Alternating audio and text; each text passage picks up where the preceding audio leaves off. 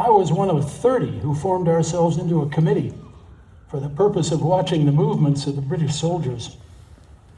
The Saturday night preceding the 19th of April, about 12 o'clock at night, the boats belonging to the British transports were all launched and carried under the sterns of the men of war.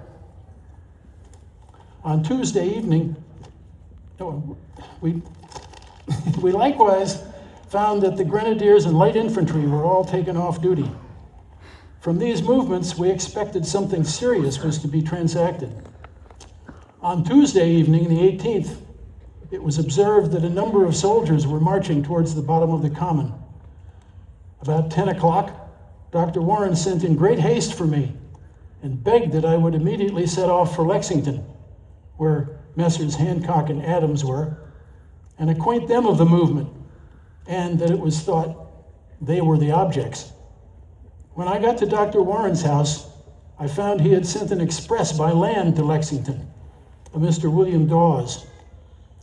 The Sunday before, I had been to Lexington.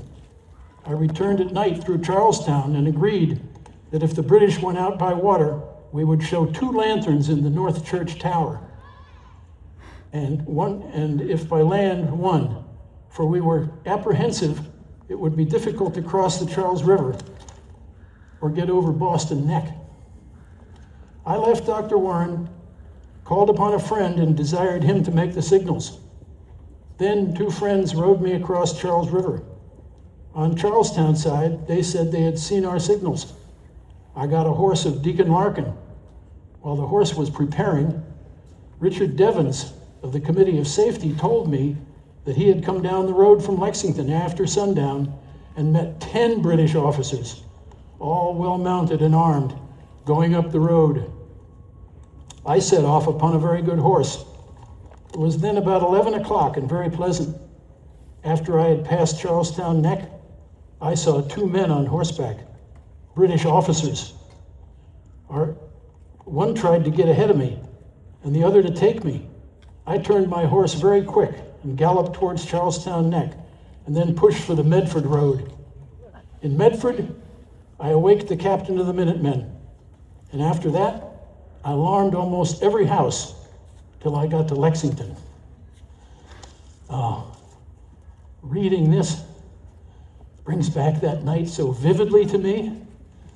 I can almost hear Sergeant Monroe and his men coming down the road to guard the house, and I can see myself, younger and hardier, galloping up the road with a message that would start a revolution.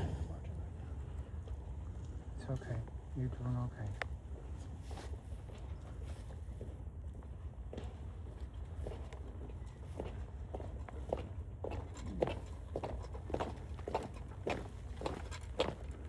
This is good. This is good. No, I can't see Left wheel. anymore. Sorry. March. I saw a bunch of soldiers. Here we are. Take care. Halt. To the right. Face. You men know your assigned positions. Take up your posts.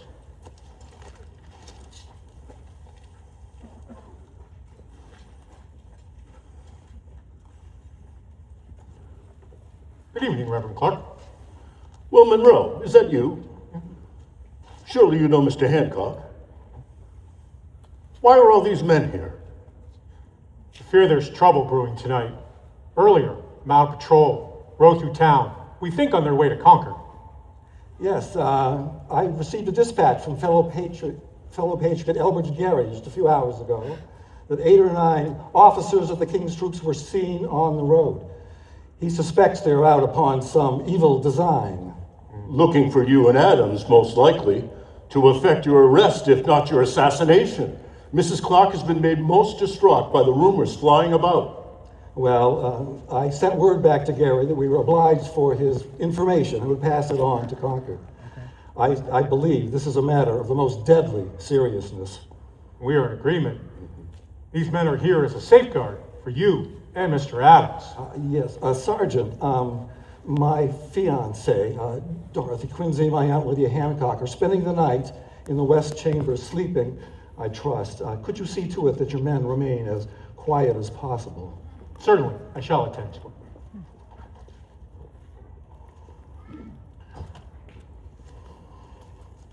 Is there further intelligence, John? My instincts and misgivings inform me that our friend, General Gage, is up to something. Seizing arms in Concord, arresting us, or perhaps something more extreme. We seem to live these days in a constant turmoil of threats and alarms. Gage has 4,000 troops in Boston, and I believe he is feeling pressure from London to use them. Strength he may have in numbers, but not in resolve and determination.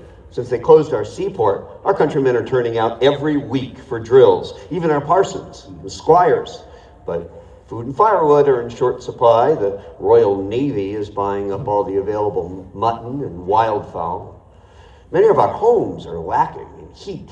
Of which I am well aware, Samuel. Have you seen the condition of the pales in my picket fence, hacked to pieces by those malicious regulars for firewood? And fish. Our most abundant staple fish cannot be had in Boston at any price. If it were not for our friends to the south, we would be in the gravest of circumstances. Thank God for their help. A crisis is most definitely coming. The only question is what form it will take. Now, when Revere was here Sunday last, he spoke of unusual troop movements in Boston. That town is a tinderbox of rumor and suspicion. People all over the province are on edge. Gage is readying for an expedition into the countryside. If we only knew where and when, we could use that information to our great advantage. Gentlemen, let's continue this conversation inside before we retire. Good night, Will. You're making a good video. I'll help you upload it.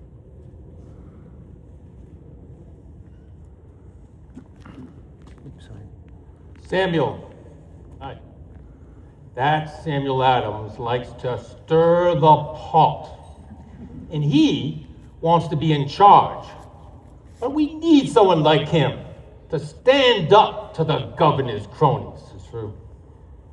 The situation in Boston, it's become alarming.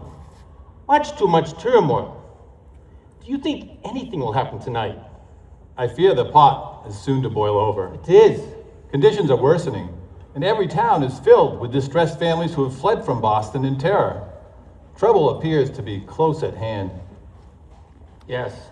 There's a reason that John Hancock and Samuel Adams chose to stay here in Lexington rather than go back to Boston after the provincial congress in Concord On adjourned. the road. Oh, here Ryder. he comes. Rein in your mouth. Who goes there and what is your business? Revere! My name is Revere, and I have urgent news for Mr. Hancock and Mr. Adams. There's no time to lose. I must see them now. Cousin John, what goes here? Oh, Revere! I recognize you now, but you're making entirely too much noise. Noise? Family's Noise? You'll have noise enough before long. The regulars are out, hundreds of them, and fully equipped. I must awaken Mr. Adams and Mr. Hancock and warn them of the danger.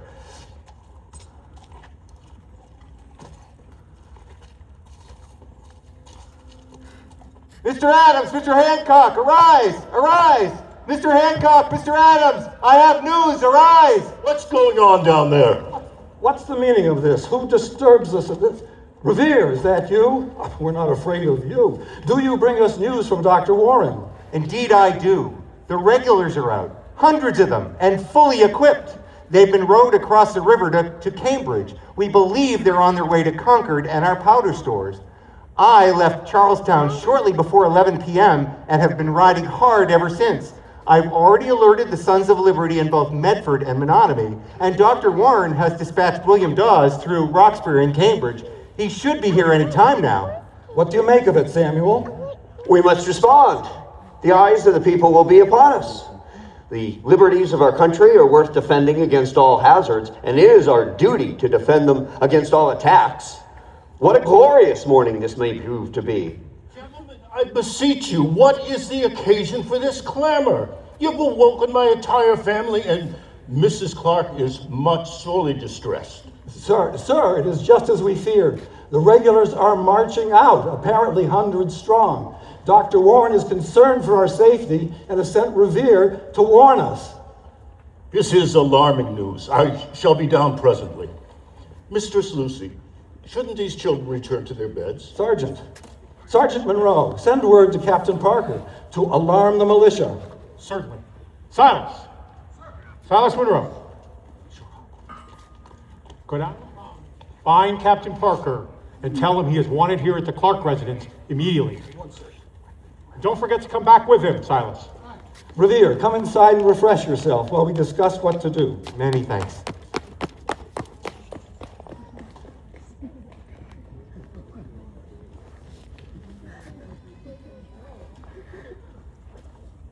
Samuel, did you hear what Paul Revere just said?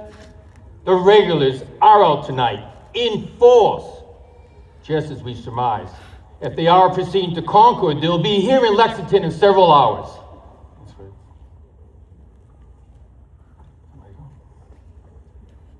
You're making a good video. Sergeant, any further news on those regulars? None, Enoch. But I'm concerned about their activities, and so is the captain. My family saw that patrol ride by around 7 o'clock, and the family is most fearful. I told my wife if she heard any alarm muskets, she must take our young son and flee. I'm not sure just where she and the babe will go to seek shelter, but perhaps they can make their way across the field to the Nelson Farms. Shh.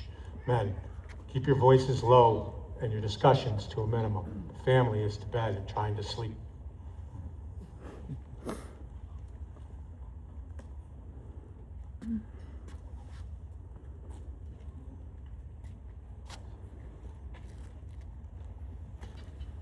Seems to be another rider on the road. See who comes at such a pace? Do not let them pass without they identify themselves.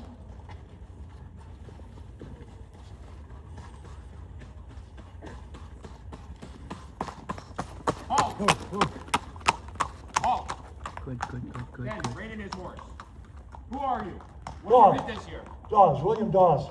I'm here with urgent messages from Mr. Hancock and Mr. Adams for Joseph Warren. Are they inside? Yes.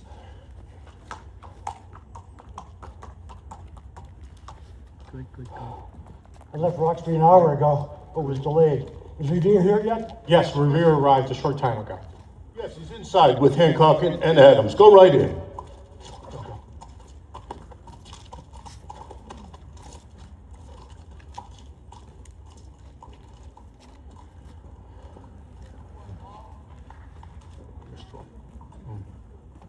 Oh, ladies, you've been awakened.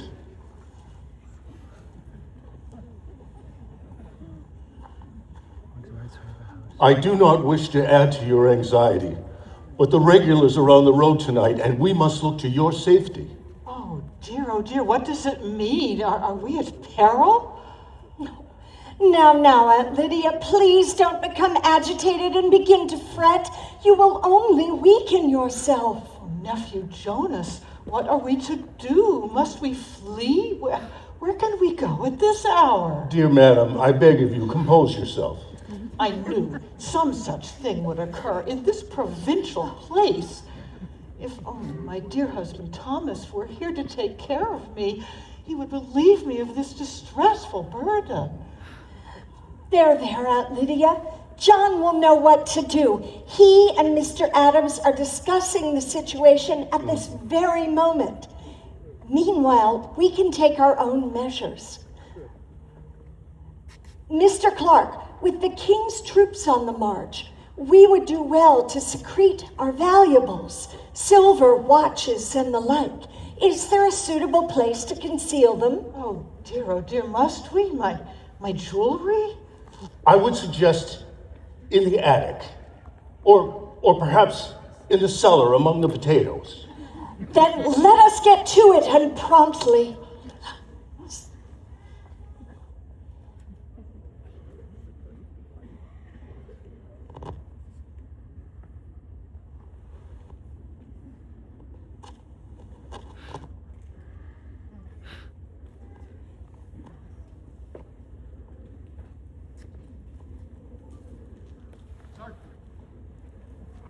have your men bring forward the horses immediately. These riders must be on their way. Samuel, have you any plans to hasten from this place? Perhaps conceal yourself. It might be wise. Rumors abound that General Gage has orders from London to lay hands upon both you and Mr. Hancock. The necessity of the times, more than ever, calls for our utmost circumspection, deliberation, fortitude. Trust that we shall act accordingly, and not in a rash manner. I'm much relieved. Well, we must spur on to Concord and warn Colonel Barrett. I think it best that we ride together, no knowing how many scouts Gage has out this night. Check your tack, tighten that girth. With extra patrols out tonight, who knows what we'll run into on our way to Concord. I will.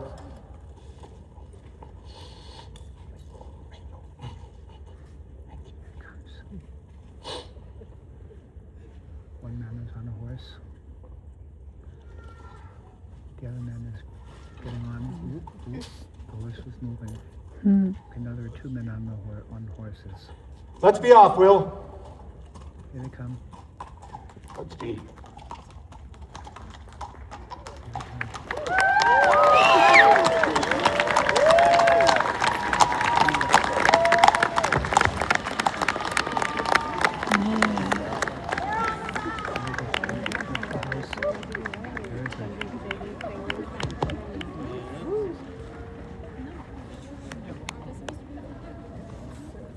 Is that the bell? Alarming the militia? Yes. In this hour, we can do no more. Words must speak the loudest. True enough. If we suffer tamely a lawless attack on our liberty, we encourage it. Which is why I've retrieved my pistol. I intend to join the militia on the common and stand against these villains. John, your spirit is commendable, but prudence must prevail now. It is best that you both seek safety elsewhere. When I think of the men of Lexington, many of them miserably armed, standing up to these noxious villains, I cannot conceive of being anywhere else. The front line is where every patriot must be. Do not hate events, John. Our business is to shape them best we can. Blood may well be spilled before the sun rises, although it is very important that we do not be seen as provoking it. Of course you desire to be in the thick of it, but you and I belong to the cabinet. If John Hancock, president of the provincial congress, is gunned down on the common or delivered into the hands of the hangman, it does nothing to advance the cause of liberty. Well, if I had my musket with me, I would never turn my back on these troops. We know. Hancock, please. Your life is in danger, and so is our mutual happiness. I beg you, please, do not remain here, but hasten away while you are still able. I shall go to my father's house in Boston as soon as possible. Madam, it is inconceivable. I shall not allow it. You will not return to Boston as long as there is a redcoat bayonet left there. You, sir, are most high-handed. Recollect, Mr. Hancock, I am not as yet under your control. I shall go to my father's house as soon as possible. I know that you mean well, John, and that you are concerned for my safety, as we all are for yours. My dearest Dolly, your anxieties are most touching, and your kind affection will sustain me wherever I am. I see the wisdom in Samuel's words, although it pains me. We shall find safe haven elsewhere and send word as to our whereabouts. But please, I beg you, do not return to Boston. It is most imprudent. You and Aunt Lydia will be much safer staying here with the Clarks. I agree with you, John. Mr. Squincy, I deem it most unwise for you to travel at this time. Please, you and Lydia must remain here as our guests as long as circumstances demand.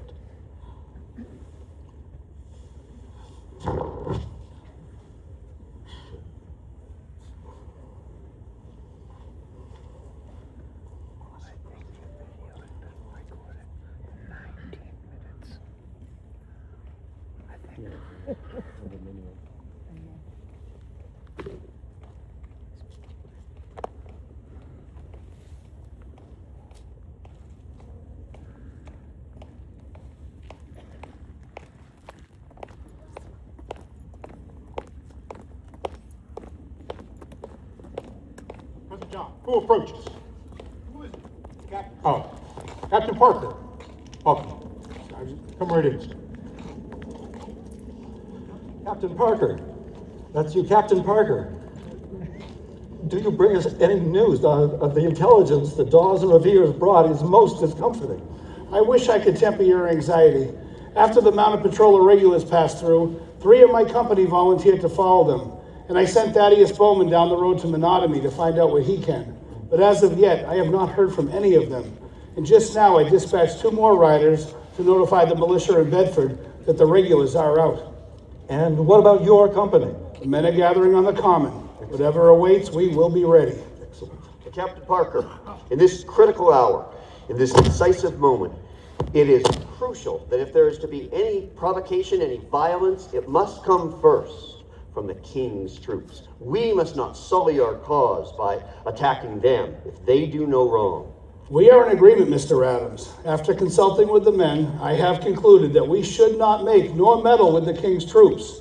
We will stand steadfast in our belief that we are free men and our rights cannot be trampled upon.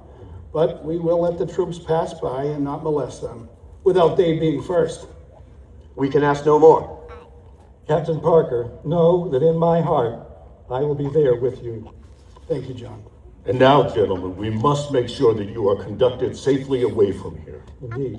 Sergeant, is there some place we can go safely this time of night, somewhere more remote than here?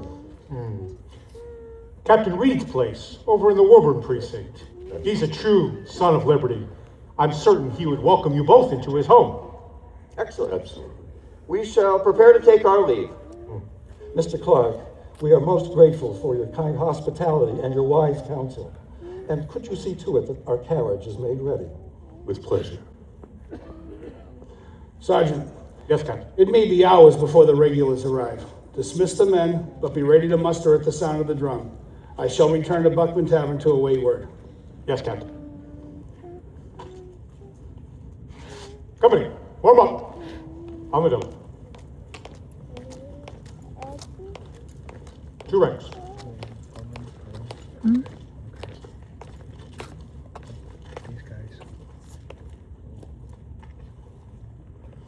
Whatever happens in the morning, John, our fight is just beginning. We must awaken the spirit of the people, persevere until their rights and liberties are firmly established. Samuel, I have the utmost confidence that this noble struggle for liberty will conclude gloriously for America. Yeah. Right. Peace. To the front. March.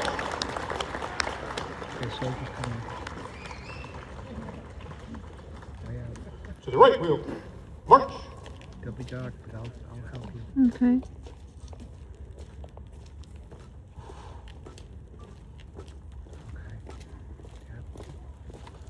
Well, that's the story of what happened here that night, as best as can be remembered after so many years.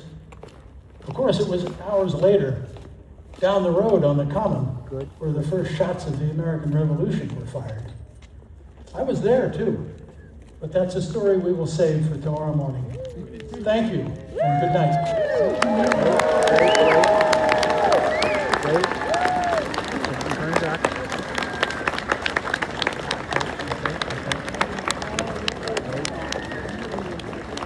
Still recording. Good.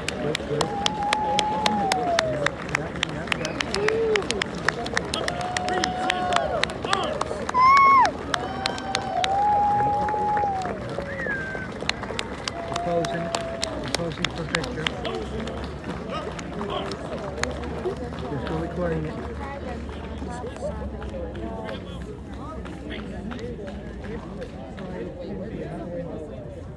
Okay, they're going towards the house. Yeah.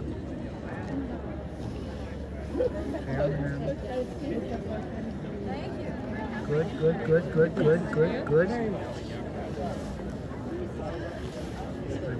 think that's about it. Take it easy, Paul. Okay, hold on.